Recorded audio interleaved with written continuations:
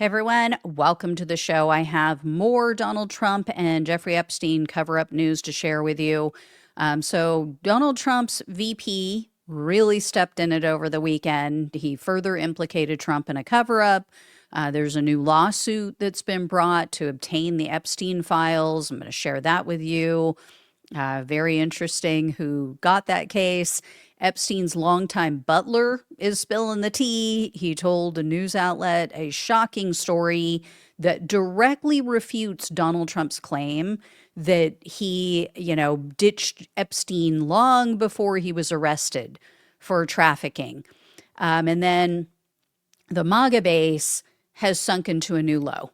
They have hit a new low of depravity in relation to this story.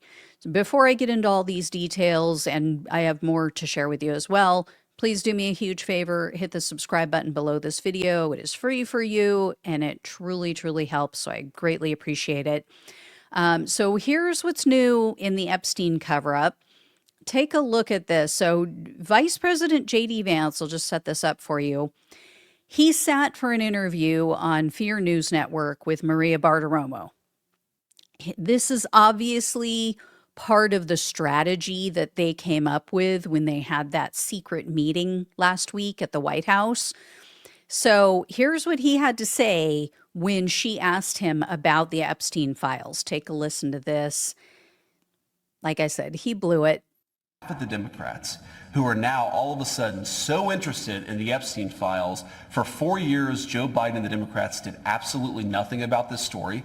We know that Jeffrey Epstein had a lot of connections with left-wing politicians and left-wing billionaires, and now President Trump has demanded full transparency from this, and yet somehow the Democrats are attacking him and not the Biden administration, which did nothing for 4 years. While the Democrats have tried to make this Epstein thing about anything but the fact that Democrat billionaires and Democrat political leaders went to Epstein Island all the time. Who knows what they did, but it's totally reasonable to ask these questions. What you saw in the House's subpoena is they are trying to investigate all of the things related to this particular case. I know a lot of Americans want answers. I certainly want answers. We know that Clinton, or allegedly he went to the island 26 times, 28 times. Totally appropriate for Comer to be asking what was going on at that island.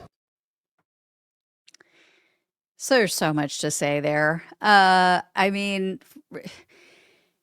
There's a few issues with what he said, like factually. Like, no, yes, Bill Clinton was on the plane dozens of times, I believe it was, but there is no evidence showing that he was at the island dozens of times. That's a lie that they keep perpetrating.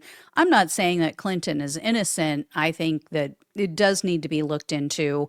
And he was a little too cozy with Epstein for my comfort. He's also been accused of assault by other women. So there's that.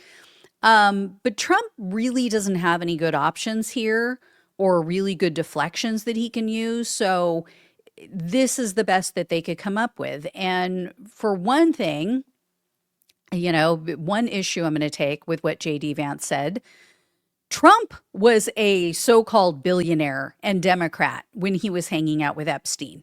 So for him to say, oh yeah, he was hanging around with all these billionaire Democrats, yes, he was. Donald Trump was one of them. Second, there is a very easy way to get this complete transparency that Vance claims that he wants.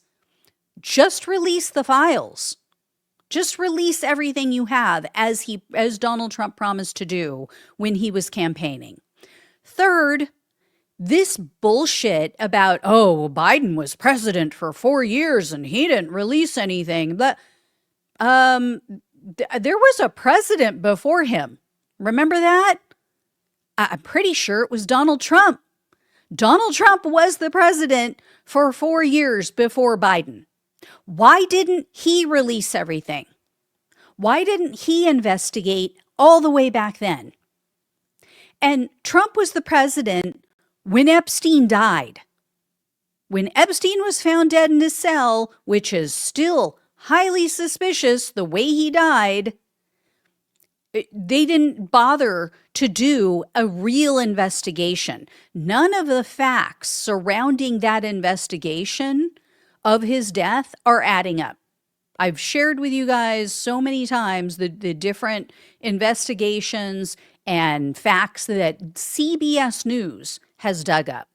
Yet Donald Trump's attorney general, who was the head of the Bureau of Prisons at that time, he did either a shoddy investigation or he, as I've said before, is just a complete imbecile, because nothing he said, nothing the IG said adds up. None of it makes sense. But the most glaringly, obvious screw up in JD's answer is that if it's all Democrats, if the files, if everything points to, all of the evidence shows that it is all Democrats who were involved with Epstein and maybe committed crimes with him, why is Donald Trump protecting them? Why is Donald Trump protecting Democrats and refusing to release these files?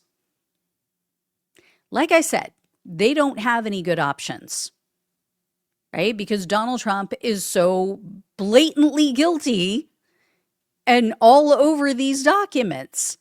So what are they going to say?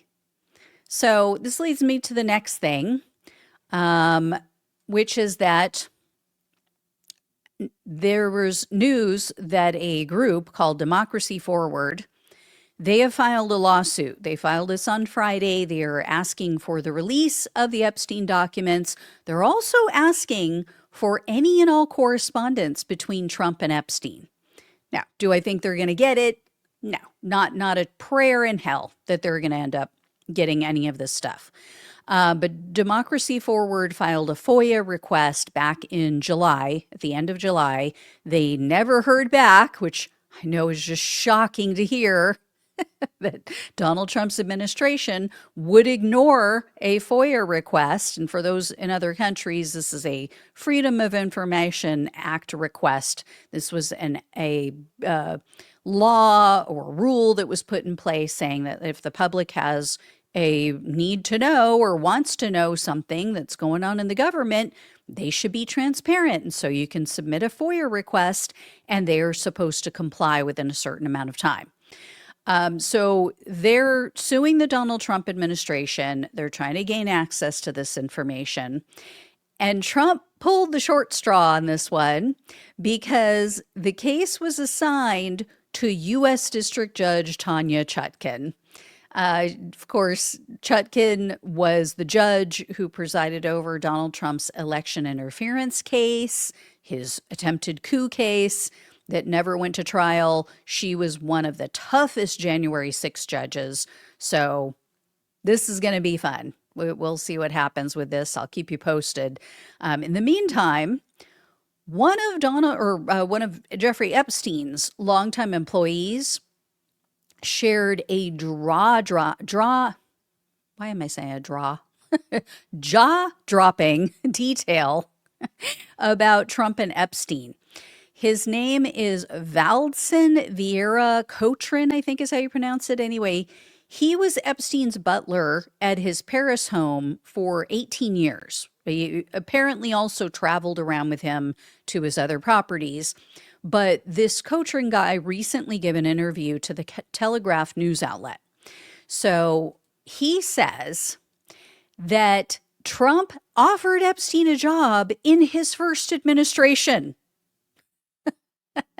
Cochran said, quote, "A few days after Trump's election, Mr. Epstein arrived in Paris on Monday or Tuesday, and I went to pick him up at the airport. He said, Valdson, you saw that Trump is the new U.S. president. Yes, I replied. I saw it on the news in Paris. Well, Trump asked me to work for him in the new government. I said, congratulations, I'm happy for you in my bad English. He said, no, I didn't accept." So this is the implication of this. This would mean that this was 8 years after Epstein was first arrested in 2008. It would be 7 years after Epstein completed his BS 13-month sentence for soliciting minors. Now, to be fair, no one has corroborated Cochran's story yet, but, I don't know why this man would make something like this up. Why would he make up such a shocking story? Like, he could have made up anything. Why would you say, oh, Trump wanted him to be in his administration? A child predator? And then he also pointed the finger at Maxwell. He confirmed that she used to go to Mar-a-Lago. So he said, when we were in Florida, yeah, she would head over there in her Mercedes, and I don't know what she was doing there, but Cochran said, quote, if anyone knows things, it's Ms. Maxwell. She was the boss and the lady of the house. She didn't give massages, but she was in charge. Yeah. Cochran also claims that he spoke with Epstein shortly before his death, and he said that Epstein was in good spirits. Same thing his attorney said. He said, quote, I don't believe this was suicide. He loved life too much. We got the news that he had hanged himself, and honestly, he loved life too much to float away like that. But guess what? Here's the sick thing, guys, that I have to share with you. Even if Donald Trump is guilty of what we suspect he's guilty of, almost half of the Republican Party would not care. And we know this disturbing fact because there was a new survey that was published. It was conducted by a Canadian firm called, I think it's Leger, I'm not sure. Anyway, according to them, according to this survey that they conducted, 47% of Republican voters would still vote for Donald Trump, even if he was officially implicated in Jeffrey Epstein's trafficking activities. So disturbing. And then check this out. Only 27% said that they would be more likely to vote for another party. Another 26% said, oh, I'm really not sure, or I would prefer not to say. So guess what they would do since they don't want to say it. So the true figure could be even higher, could be much more than 47%. Now, keep this in mind. This is just registered Republicans. So a lot of the people, and I've mentioned this before, but a lot of the people who voted for Donald Trump last year are not Republicans. They are not registered Republicans. A lot of them were independents. A lot of them were non-affiliated voters. A lot of the people who have a conscience, who actually are decent human beings, they left the Republican Party a long time ago. They may still be conservative, right? But they're not registered Republicans.